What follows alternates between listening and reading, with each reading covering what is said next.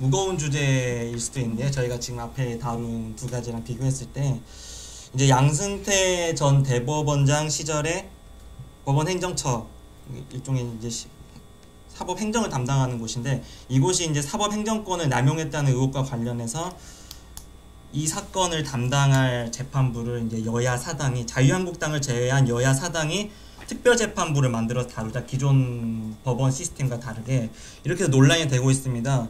그래서 워낙 이제 사법부에 대한 불신이 워낙 깊다 보니까 좀 분위기는 특별재판부를 설치하자는 쪽인 것 같아요. 왜냐면은 여야 사당이니까 178석 과반수 이상이 지금 이거를 하자고 추진을 하고 있고 오늘 또 여론조사가 나왔는데 여론조사 전문기관 리얼미터가 CBS 의뢰로 전국 성인 502명을 대상으로 설문을 한 결과 60%가 찬성을 하고 24%가 반대를 하고 나머지는 모름, 무응답. 어쨌든 간에 좀 전반적인 분위기는 이제 특별재판부를 도입해야 하자는 이런 분위기로 가고 있는 것 같아요. 근데 그럼에도 불구하고 이게 상권 분립에 위배된다. 왜냐면은 정치권에서 이거를 개입해도 되냐, 뭐 위헌이다, 뭐 나쁜 선례가 될 것이다 말이 많은데 저는 궁금한 게 이게 근데 왜 위헌인 거예요? 이게 기본적으로 어떤 것 때문에 위헌인 건지 좀 혹시 설명 부탁드릴 수 있을까요? 예, 이게 지금 논의되는 양상을 보면 예. 사람들이 사실을 믿기보다는 예. 본인이 믿는 것을 좀 사실이라고 생각하는 경향이 좀 있는 것 같아요. 그래서 사실을 믿으려면 구체적으로 이 법안이 어떻게 되어 있는가 그거를 놓고 비판을 해야 되는데 한쪽에서는 무조건 찬성하고 이거 사법농단이어서 안 된다고 하고 또 반대에서는 어떻게 이거를 그 사법부를 무력화시킬 수 있느냐 이런 측면에서 문제를 삼는데 제가 개인적으로 보기에는 이런 점들이 좀 문제인 것 같아요. 이 법안을 보면 좀 길어질 수도 있는데 일단은 가장 문제가 되는 게 이제 특별재판부를 구성한다는 겁니다. 이거는 외부의 법원을 만드는 게 아니라 서울중앙지방법원이 선거 때 되면 선거 전담부 만드는 것처럼 서울중앙지방법원 산하에 특별재판부를 하나 만들고 또 고등법원에도 그런 걸 하나 만들고 그 대법원은 그냥 대법원에서 재판한다는 그런 취지가 있어요.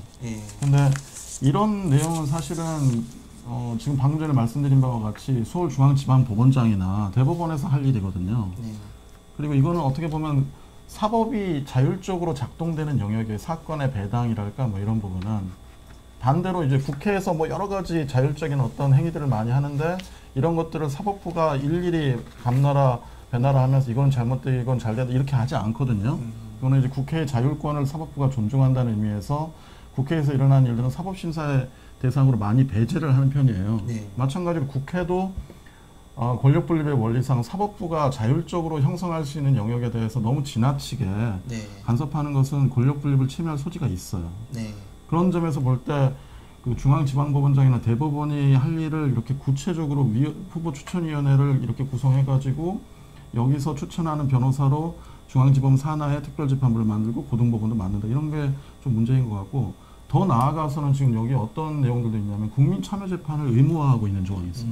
우리 국민참여재판은 현재 의무화되어 있는 게 아니라 피고인이 동의를 해야 할 수가 있고 피고인이 동의를 해도 성격이 적당하지 않으면 참여 배제 결정을 하거든요. 그런데 이거는 피고인의 의사와 상관없이 무조건 참여재판을 하라고 강제하고 있는 법률이에요.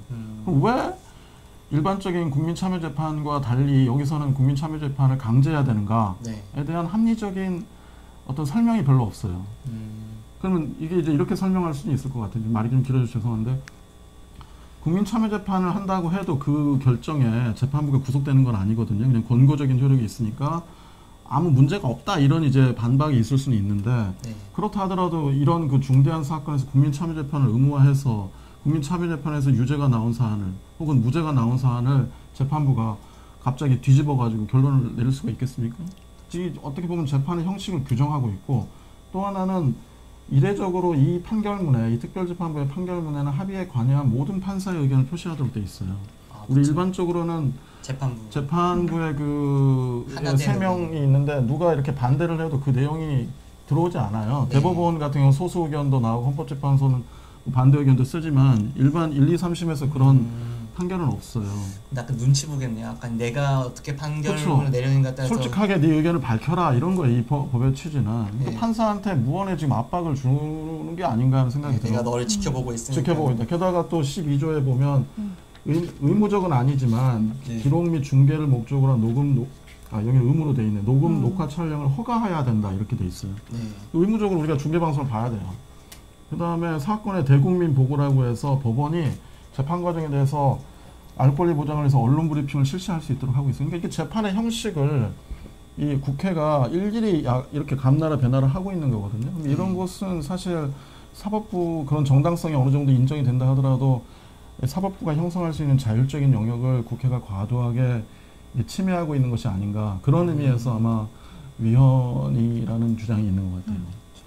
그렇죠. 법리적으로 따졌을 때는 네. 정말 저희가 이 방송을 하기 전에 같이 이제 검토를 하면서도 참 독특하다라고 얘기를 했던 부분이 이게 의무 규정이 굉장히 많아요. 국민 참여 재판으로 한다. 뭐 의견을 표시하여야 한다. 뭐 촬영 허가를 하여야 한다. 이런 식으로 나오는 규정들은 굉장히 예외적이거든요.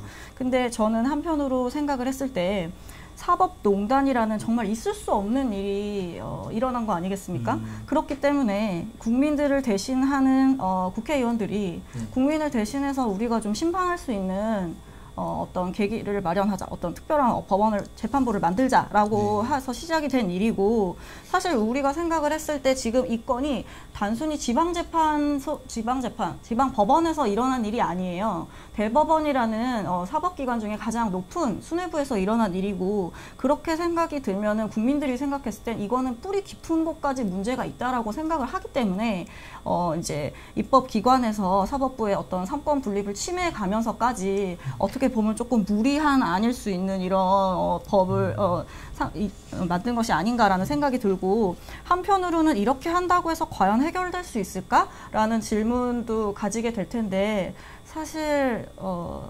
자신할 수는 없다는 게 저희의 생각이었습니다. 그래서 어떻게 보면 이거는 뭐 국민 참여 재판으로 무조건 하게끔 하는 것 자체가 민중 재판으로 가는 것이 아니냐. 그리고 뭐 일반인이 지금 안 그래도 여론 재판이네 뭐네 하는 얘기가 나오는데, 그런 부분까지도 우려스럽지 않을 수 없는 그런 법안이 아닌가라는 생각이 들고요. 참 진퇴양난의 문제인 것 같아요. 맞아요. 이게 사법농단의 그 지금 피고인이 될 분들이 전부 지금 어떻게 보면 재판부와 직간접으로 다 연결되어 있는 분들이라 이게 공정하게 그런 배당을 할 수 있겠느냐. 최근에 여러 그 사태에 비춰보건데 그런 의구심이 드는 것은 우리가 다 동의를 하는 부분입니다. 그렇지만 그렇다고 해서 우리 헌법에 분명히 법관이 헌법과 법률 그리고 양심에 따라 독립해서 재판하도록 하고 있고, 탄핵이나 금고 이상의 형의 선고에 의하지 아니하고는 파면이 안 되도록 되어 있으니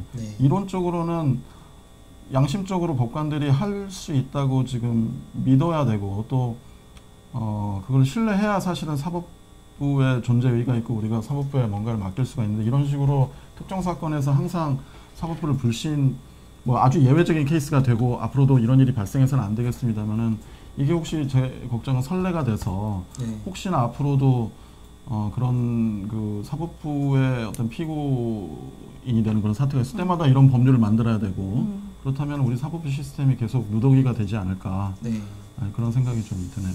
근데 저는 법조인이기 전에 대한민국 국민의 한 사람으로서 정말 좀 참담함을 느끼지 않을 수 없었습니다. 왜냐하면 영장 기각률이 90%대에 이른다는 것 자체가 이번에 이미 구속됐지 않습니까 또? 그렇긴 한데 어떤 그런 거는 그쵸. 거꾸로잖아요. 우리가 만약에 내가 그 대상이었다면 100%였을 겁니다. 그만큼 약간 좀 사법부가 이렇게까지 좀 자초한 게 아닌가. 왜냐면은 영장 기각률이 높은 그 수치도 있긴 하지만은, 또 지금 현재 이 박주민 의원에 따르면은 이 사건을 맡게 될 서울중앙지법 재판부 중에 대부분이 이제 또 이번에 사법행정권 남용 연루가 돼 있다, 뭐 이런 말도 하고요. 그리고 가장 또 제가 직접 기자로서 일하면서 좀 약간 좀 의아했던 거는, 한 번은 또 영장을 기각할 때 이제 유해용 전 이제 그 재판연구관, 수석재판연구관에 대한 구속영장 기각할 때 그 구속 사유를 3천자 어마어마하게 길게 해가지고 이건 구속의 여부를 판단하는 건데, 약간 정식 재판까지 하는 거 아니냐 뭐 이런 하면서 많은 이제 또 스스로 좀 불신을 많이 낳기도 했죠. 근데 또 약간 이제 너무 저희가 또 이게 문제만 지적을 하니까 또 근데 뭐 박주민 한 가지 말씀드리고 싶은 게 제가 만약에 그 제안을 드린다고 한다면 이거는 사실 국회 선진화법 때문에 통과되기가 쉽지 않아요. 한국당이 동의를 해주지 않는 이상은 이게 본회의의 상정 자체가 안 되게 돼 있어요. 현재 국회법상. 그러니까 이것을 물론 이제 바터 형식으로 해서 한국당이 뭐 고용세습 관련해가지고 이런 걸로 딜해서 통과될 가능성은 있습니다만은 제 생각에는 이런 것을 국회로부터 법안으로 만들어서 이 법원이 이런 재판부를 만드는 건 사실 법원 입장에서 보면 엄청난 치욕이에요. 그렇죠. 그러니까 이거를 대법원이 그냥 하면 됩니다, 지금. 이런 내용으로 대법원장이 이 재판을 어떻게 공정하게 진행할 것인지에 대한 안을 박주민 안보다 더 공정하고 국민 모두가 납득할 수 있는 수준의 그런 안을 내면 끝나는 내용이에요, 이 부분은. 그러니까 이거는 그렇게 좀 처리가 되면 어떨까 하는 생각입니다. 사실 저도 보면서 약간 특정인들이 특정한 재판부를 선별하는 게 과연 공정할 것인가. 사실 저희끼리도 이렇게 뭐 벌칙을 한다든지 아니면 누가 좀 하기 싫은 거나 아니면 뭐 하고 싶은 거 정할 때 가장 군말이 없는 것 중에 하나가 사다리 타기나 아니면 뭐 이렇게 제비뽑기, 동전 돌리 약간 이런 무작위로 사람 정하면 아무도 거기에 일을 달지 않아요. 근데 막 이것저것 이유를 달아서 너는 뭐 지난주에 뭐 일을 더 했고 이거 했기 때문에 너가 일을 더 해라 하면 또 이 사람 입장에서는 또 이게 여러 가지 생각이 든단 말이에요. 합리적 이유를 아무리 되든지 간에. 근데 지금 현재 재판 배당 방식은 이제 무작위로 전자배당하고 있기 때문에 오히려 이게 가장 공정한 방식이 아닌가 저는 좀 그런 생각이 들더라고요. 그래서 아무튼 여러 가지 생각을 해봐야 될 문제가 있는 것 같은데 이런 내용이 발의되기 전에 충분히 대법원에서 자정할 기회가 있었다라고 생각이 드는데 저희가 이 시간에 이걸 논의한다는 것 자체가 참 안타깝다는 생각이 듭니다. 네. 여러 가지 들어도 이쪽 말 들어도 납득이 되고 저쪽 말 들어도 납득이 되고 근데 그래도 뭐 아닌 건 아니지 않냐 저는 좀 그런 생각이 들고 있습니다. 그래서 뭐 사법 불신은 오히려 이쪽에 관해서 별로 질문이 없어가지고 오늘은 일단 이쪽 특별재판부에 대한 논의는 여기까지 하고 뭐 일반 국민들이 별로 재밌어하지 않는 주제인 것 같아요. 예. 그래도 뭐 그래서 저희 할 말은 다 한 것 같습니다. 지금 뭐 특별히 이제 더 논의할 거는 뭐 좀 더 논의시켜 보고 다음 주에 또 다뤄도 되고요. 그래서 오늘 보신 영상은 이제 10월 30일 조선닷컴 VOD 페이지와 유튜브 채널에서 다시 보실 수 있거든요. 또 많은 관심 부탁드리고요. 오늘 오리얼리 법률사무소 첫 방송 여기서 마치겠습니다. 저희가 처음이라 좀 많이 부족하고 어눌한 부분도 있었는데 다음 주엔 더 알차게 준비해서 다다음 주에 뵙겠는데요. 그때 더 잘 준비해서 더 나은 모습 보여드리도록 하겠습니다. 저희 감사합니다. 네, 감사합니다. 고맙습니다.